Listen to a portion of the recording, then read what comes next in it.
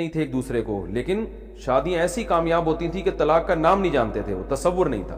اور آج ایک ایک سال گپ شپ لگا کے بھی آپس میں جو ہے نا وہ طے کرتے ہیں کہ ہم ایک دوسرے کو پہچانتے ہیں، پھر شادی ہوتی ہے اور طلاقیں ہوتی ہیں. تو شرعی حدود سے نہ نکلیں. ایک نظر دیکھنا جائز ہے لڑکی کو، ایک آدھ بہت ہی اجنبی ہیں تو ایک آدھ دفعہ اس سے بات چیت بھی کی جا سکتی ہے. ان مشرکین پر ہمیں تعجب نہیں ہے، تعجب آج کے پڑھے لکھے لوگوں پر ہے کہ جو نسل روکتے ہیں اس خوف سے کہ کہیں بیٹی پیدا نہ ہو جائے.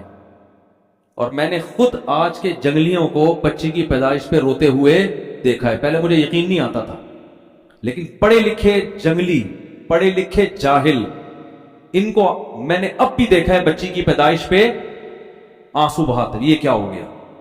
میں جب اسپتال میں بیٹھا ہوں تو سامنے کوئی خاتون رو رہی ہیں اور وہ بیٹا ان کا پینٹ شرٹ میں، لگ رہا تھا کوئی ایجوکیٹڈ فیملی ہے، وہ بھی بیچارہ پریشان، منہ ایسا نا اس کا جھکا ہوا، رو تو نہیں رہا تھا لیکن منہ پہ یہی کیفیت تھی جو یہاں قرآن بیان کر رہا ہے. چہرے پر کیا ہے؟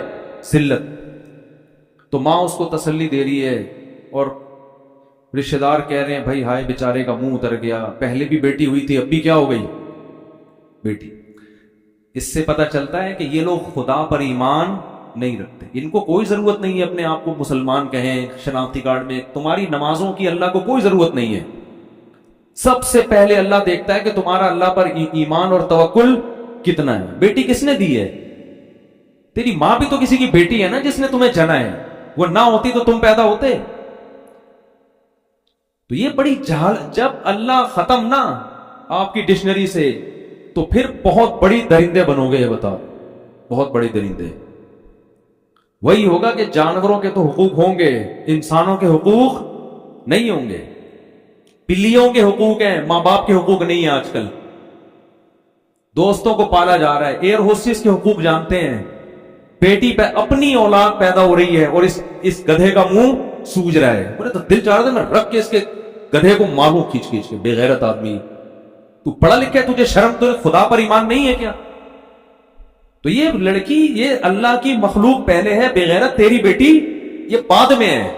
یہ اللہ نے اپنی مخلوق کو پیدا کیا ہے، اس کا نظام ہے، ہمیشہ سے پیدا ہو رہی ہیں اور قیامت تک ہوتی رہیں گی. اور تجھے اتنی شرم نہیں آتی کہ جس خدا نے تجھے پال پوس کے جوان کیا، اس بیٹی کا رزق بھی وہ تجھے دے گا. تیری بیوی کی چھاتیوں میں دودھ پیدا کیا اس نے اس بچی کی پیدائش پر، یہ بتانے کے لیے کہ اس کو بھی میں ہی کھلاؤں گا جیسے بیٹے کو میں کھلاتا ہوں. تو بے شرمی کی انتہا ہے، بے غیرتی کی انتہا ہے. اور یہ ہے پڑھے لکھے. یہ کیا کہلاتے ہیں؟ پڑھے لکھے لوگ. جہالت ہے یہ. ہمارے نبی صلی اللہ علیہ وسلم نے اس ماحول میں آنکھ کھولی ہے، وہ زندہ دفن کیا جا رہا ہے اور قرآن کیفیت بیان کر رہا ہے یتوارا من القوم من سوء ما بشر بہ، کہ سارا دن اس کا چہرہ سیاہ رہتا تھا. لیکن آپ صلی اللہ علیہ وسلم نے کتنی محبت دی بیٹی کو. نماز میں اپنی بیٹی کو نواسی کو کندھے پہ اٹھا کے 4 رکعتیں آپ نے ظہر کی پڑھائی ہیں. حالانکہ بچوں کو کندھے پہ بٹھا کے نماز پڑھنا سنت عمل عام معقول نہیں. آپ نواسی کو کندھے پہ اٹھا کے 4 رکعتیں پڑھائی ہیں. جب رکوع میں جاتے تو اٹھا کے نیچے کر دیتے اور جب اگلی رکعت میں کھڑے ہوتے پھر اٹھا کے کندھے پہ بٹھاتے. اتنی محبت آپ نے اپنی کسی اولاد کو، بلکہ کسی بچے کو بھی نہیں دی ہوگی. بھائی زیادہ زیادہ اتنی محبت دے دی نا، کسی بچے کو گود میں اٹھا لیا. صحابہ کہتے ہیں ہم نماز کے انتظار میں تھے، آپ صلی اللہ علیہ وسلم جب آئے ہیں تو ہم حیران ہو گئے کہ آپ کی کندھے پہ آپ کی نواسی بیٹھی ہوئی. نواسی تو تھوڑی دور ہو گئی نا، بیٹی کی بھی بیٹی ہو گئی. تو ہم حیران تھے یہ کیا ہوا ہے بھائی. اور اسی طرح آپ نے نیت باندھ لی ہے بھائی سید الانبیاء ہیں اور نواسی کو کندھے پہ بٹھا کے نماز پڑھا رہے ہیں. پیچھے ابو بکر، عمر، عثمان، علی جیسے لوگ کھڑے ہوئے ہیں. اتنی مبارک محفل. اب حیران ہے صحابہ. فرماتے جب رکوع میں گئے نا تو اس کو اٹھا کے، کیونکہ گر جائے گی نا وہ، چلو اب ایک دفعہ نیچے رکھ لیا تو کافی ہے. اگلی رکعت میں کھڑے ہونے سے پہلے دوبارہ اٹھا کے کندھے پہ بٹھایا. اس 4 رکعتیں اس طرح سے پڑھی ہیں. علماء کہتے ہیں اس میں حکمت یہ تھی عربوں کے دل سے بیٹی کی نفرت کو کھرچ کھرچ کے نکالنا. اتنا پروٹوکول تو حسن حسین کو بھی نہیں دیا آپ صلی اللہ علیہ وسلم نے. ان کو بھی کندھے پہ بٹھایا ہے، خطبے میں گود میں اٹھایا ہے. نماز کندھے پہ بٹھا کے 4 رکعتیں نہیں پڑھائی ہیں.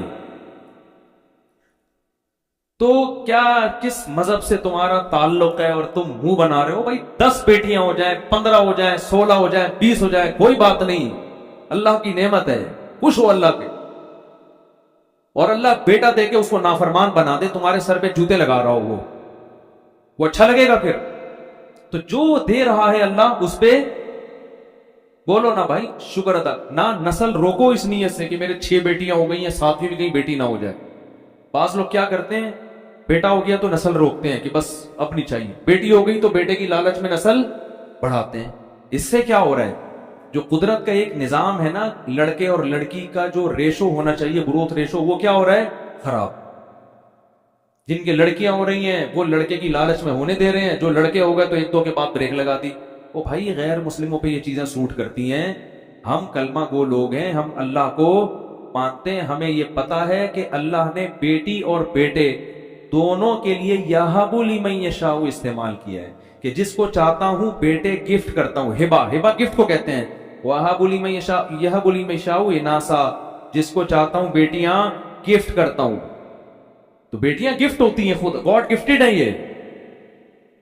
اور نبی صلی اللہ علیہ وسلم نے ارشاد فرمایا جس کی 3 بیٹیاں ہوئیں اور اس نے ان کی صحیح کفالت کی، ان کی تربیت کی اور ان کا صحیح جگہ نکاح کر دیا، میں اس کے لیے جنت کی ضمانت دیتا ہوں.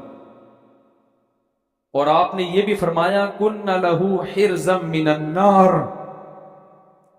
یہ بیٹیاں باپ ماں بھی اس میں داخل ہے، والدین اور جہنم کے درمیان آڑ بن جائیں گی.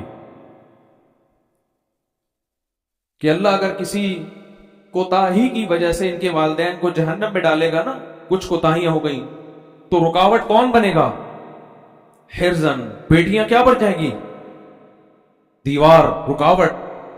کیوں کہ اللہ اس نے اتنی بڑی ہمارے والدین نے نیکی کی ہے کہ ہمیں عزت کے ساتھ انہوں نے اپنے گھر میں پالا، حالانکہ ان کا ہم سے کوئی دنیاوی مفاد نہیں تھا. بیٹوں سے تو مفاد ہوتے ہیں، یہ کرے گا یوں کرے گا، ہم سے کیا مفاد تھا، ہمیں تو رخصت کرنا تھا انہوں نے سسرال. تو وہ اپنی اس احسان کا واسطہ دیں گی. تو صحابہ تو بیٹیوں پہ خوش ہوتے تھے بھائی. پتہ نہیں کس کا کہاں سے یہ کون سے ڈرامے دیکھ رہے ہیں، کون سے فلمیں دیکھ رہے ہیں، کون سے کیا دیکھ رہے ہیں جس کی وجہ سے یہ نحوست تو ہو رہا ہے. وہ ترس کھا رہے ہوتے ہیں لوگ، کسی کی تیسری بچی ہو جائے نا ترس کھا رہے ہو. یہ جاہلوں والی باتیں ہیں، یہ غیر مسلموں پہ سوٹ کرتی ہیں. ان میں بھی جو بہت ہی پرلے درجے کے جاہل ہیں، ہر غیر مسلم بھی ایسا نہیں ہوتا. یہ ان پہ سوٹ کرنے کی باتیں ہم فخر کرتے ہیں بھائی. بیٹیاں بھی دے اللہ، بیٹے بھی دے. او یزوجہم ذکرانا و اناثا، فرمایا جس کو چاہتا ہوں گفٹ میں بیٹیوں کی لائن لگا دیتا ہوں، جس کو چاہتا ہوں گفٹ میں بیٹوں کی لائن، اور جس کو چاہتا ہوں ہٹو بچوں، ٹھیک ہے نا، بیٹوں کی بھی لائن اور بیٹیوں کی بھی. جب زیادہ ہوتے ہیں تو پھر دونوں ہی ہوتے ہیں. یہ جو روک رہے ہیں نا 2 کے بعد نہیں، تو پھر یہاں ترسا کے اللہ دیتا ہے. پھر اگر نسل کو ایسے ہی پیدا ہونے دو کہ بھئی اللہ جتنی چاہے اولاد دے، تو ہو سکتا ہے آپ کی 4 بیٹیاں ہوں، پھر لائن سے 4 بیٹے ہو جائیں. لیکن جب آپ نے یہ بخل ہے نا طبیعت میں، کھلائیں گے کہاں سے، ان پہ تو خرچ کرنا پڑے گا، تو پھر اس کا مطلب ہے کہ آپ کا اللہ پر ایمان نہیں ہے. پھر اللہ بھی کہتا ہے میں ٹینشن ہی دوں گا تجھے. اور وہ بچہ بھی جو لڑکا بھی جو پیدا ہوگا نا، وہ ایک ہی انڈا، وہ بھی گندا. بولو گے یار ایک بچہ لڑکا ہوا اور وہ بھی کم بخت کسی کام کا نہیں. توکل کرو، اللہ پہ اعتماد کرو، نہ بہنوں کو ٹینشن سمجھا کرو اور نہ بیٹیوں. نبی نے بہنوں کی کفالت پہ بھی خوشخبریاں سنائی. تو قرآن یہ غیر مسلم کے مشرکین مکہ کی نا حالت بیان کر رہا ہے کہ ان کی حالت کیا ہے. سارا دن منہ چھپاتا پھرتا ہے لوگوں سے.